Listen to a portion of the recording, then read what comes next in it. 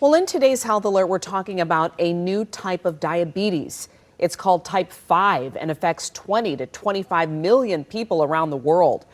Our chief health editor, Dr. Partha Nandi, joins us now to explain. And type 5, Doc, what are the symptoms and how is this different? Yeah, a lot of people don't know about this. This is a newly recognized form of type 5 diabetes, which is very different, Glenda, from the types that most people know. Unlike type 1, which is often autoimmune, or type 2, which is often linked with lifestyle and something called insulin resistance, type 5 develops because of long-term poor nutrition, and that's why it's so-called malnutrition-related diabetes mellitus. So how it begins is it begins early in life, and here's what researchers think that happens when a baby doesn't get enough nutrients during pregnancy or early childhood. Their pancreas may end up smaller or underdeveloped, and the pancreas makes insulin, right? And then without enough of it, the body can't properly control blood sugar later on.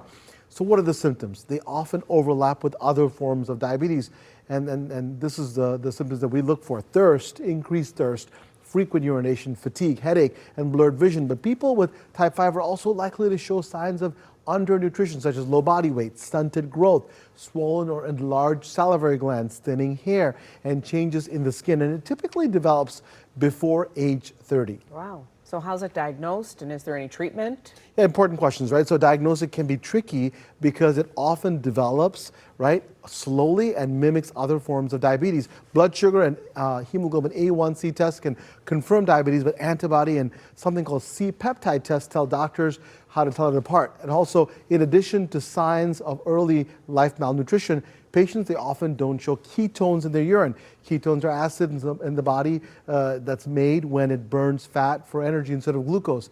Now, if type 5 diabetes goes untreated, well, it can lead to serious problems like heart disease and kidney failure, nerve damage, and vision loss. I know firsthand how serious diabetes can be. I have family members who are living with it, and one lost their vision.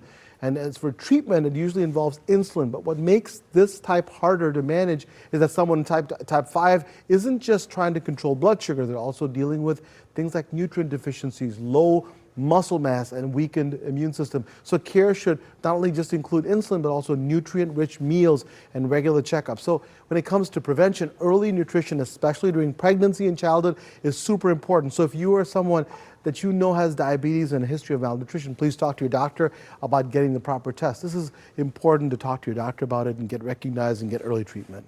All right, Doc, thank you so much for Hey, my filling us pleasure. in on that. Of course.